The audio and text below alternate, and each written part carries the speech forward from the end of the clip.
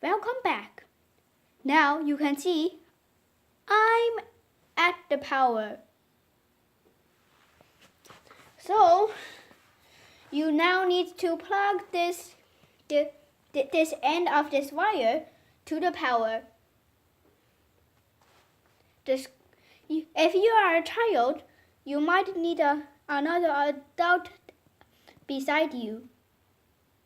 The screen will be black in the next few seconds due to I'm plugging this into the power.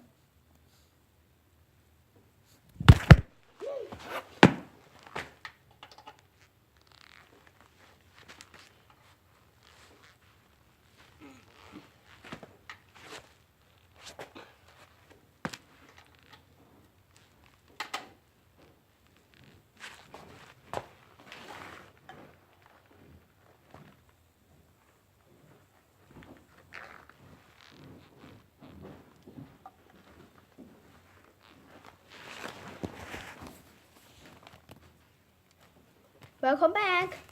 Now, my smart charger is now. If you do all things correctly, you'll see that your smart charger is flashing a red or a green light.